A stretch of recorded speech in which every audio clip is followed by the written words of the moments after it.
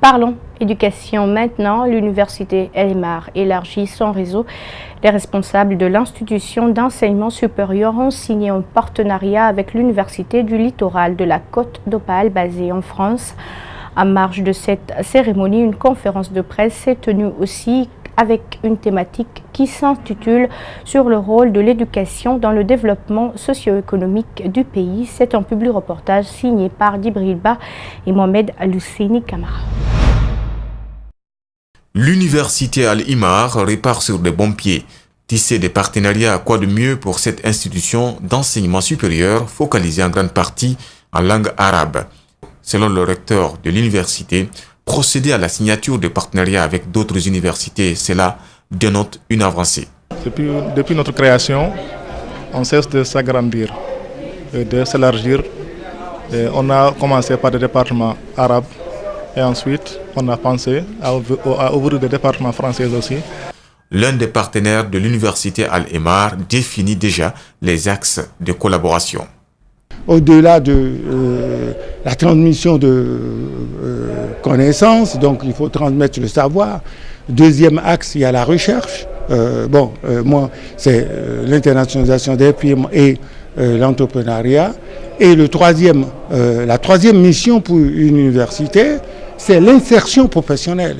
Ce partenariat qui s'inscrit dans la durée a été rehaussé par une conférence dont le choix de la thématique convient aux encadreurs et étudiants.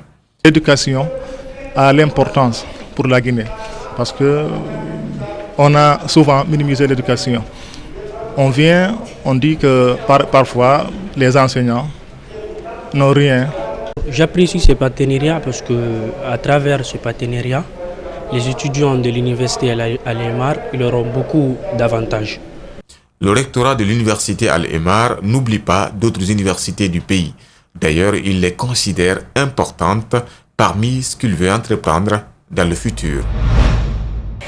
La Jeune Chambre internationale a procédé samedi à Conakry à sa 17e rentrée solennelle sous le slogan « Transformons notre milieu ». Cette rencontre a connu une forte mobilisation des membres de l'ONG et certains membres du gouvernement. Ouminatou Sidibé y était pour nous. Venus en grand nombre pour la circonstance, les membres de la JCI ont fait de cette succession un moment d'émotion. Le ministre guinéen en charge de la jeunesse et de l'emploi jeune, présent à la cérémonie, est revenu sur l'importance de la Jeune Chambre internationale. La Jeune Chambre internationale permet en effet de développer le leadership jeune à travers, d'une part, une participation active dans la vie de la cité et le débat public. Après une année passée à la tête de la Jeune Chambre internationale, le président sortant espère que de nombreuses actions verront le jour pour cette année 2019.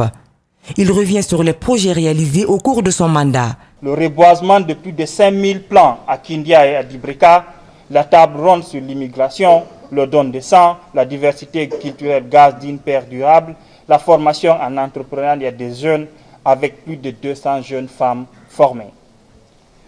La forte participation de la JCI Guinée aux différentes rencontres internationales JCI, notamment l'AMDEC à Zimbabwe, la Rio au Niger, la CAMO au Bénin, l'Académie JCI au Japon et le Congrès mondial à Goa, Inde. Sidi Mokhtar Diallo a cédé sa place à Aboubakar Diallo. Très ému par la fonction qu'il occupe désormais au sein de l'ONG, le président entrant entend faire du développement durable sa priorité. Les priorités qu'on fixe pour ces mandats sont axées sur les ODD, les objectifs de développement durable, sur les problèmes de nos communautés, sur les défis à relever auxquels nos communautés font face et surtout sur la responsabilisation et le renforcement des capacités de nos membres individuels. Le mandat du nouveau président s'étendra jusqu'au 31 décembre 2019. Ainsi, il sollicite l'accompagnement de l'État et des partenaires.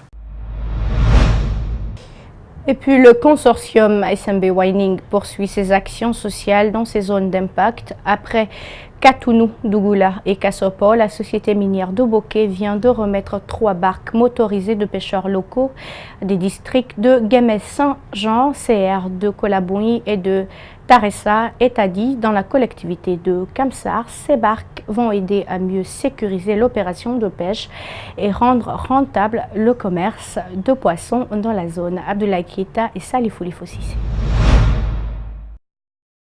Cette remise des barques motorisées a été présidée par l'autorité préfectorale de Boké. Elles vont permettre aux pêcheurs locaux d'accéder à la haute mer afin de réussir en toute sécurité à opérer sans être inquiétés par les barges de bauxite. L'action répond à un engagement du consortium SMB Wheeling à favoriser une bonne cohabitation avec les communautés du Chenal et à promouvoir le développement local de tous ces villages. Oui, bien entendu, depuis 2015, avril 2015 déjà, nous procédons à la remise des barques. Au jour d'aujourd'hui, il y a 7 villages qui en ont déjà reçu et qui en font bon usage. Dans les villages, partout où nous passons, les gens apprécient le projet et ça leur permet d'accroître leurs revenus, n'est-ce pas? Ça leur permet aussi de rompre avec la pêche artisanale pour avoir un pied dans la pêche mécanisée, quoi. Ces barques vont être des vecteurs de richesse. Elles constituent des biens communs à tous. C'est l'engagement de l'autorité des pêches de Boké. Ces barques-là n'appartiennent pas à une personne, ça appartient à tout le village. Tout le village qui doit décider le sort de ce barque. C'est ce que monsieur le préfet vient de signaler tout de suite au chef de secteur. La barque appartient à tout le village. S'il le gère à bon escient, ça peut être bénéfique pour tout le village. C'est l'appel là que nous lançons à ces villages qui ont reçu ces différentes barques-là. Cette action est une satisfaction selon le préfet de Boké. Au-delà des édifices, Aboubakar Bob Kamara plaide pour de telles initiatives qui génèrent des revenus pour les jeunes et pour les femmes. Ces 3 barques vont permettre à ces villages de pêcher et de vendre le produit et que le produit soit utilisé pour un bien collectif. Donc c'est pourquoi j'insistais tout à l'heure et que je demandais aux femmes d'accentuer surtout leur aide sur les femmes et les jeunes. Parce que généralement en Guinée, dès qu'on parle de développement, on dit qu'il faut construire l'école, il faut construire le poste de santé. C'est vrai que ça fait partie du développement, mais la chose la plus importante, c'est chercher à créer des activités génératrices de revenus au niveau de nos femmes, au niveau de nos jeunes, pour que ces jeunes et ces femmes puissent se prendre au sérieux. Le préfet a par ailleurs salué la mise en place des comités de gestion de ces barques qui, à terme, pourront motiver le projet à démultiplier ces initiatives.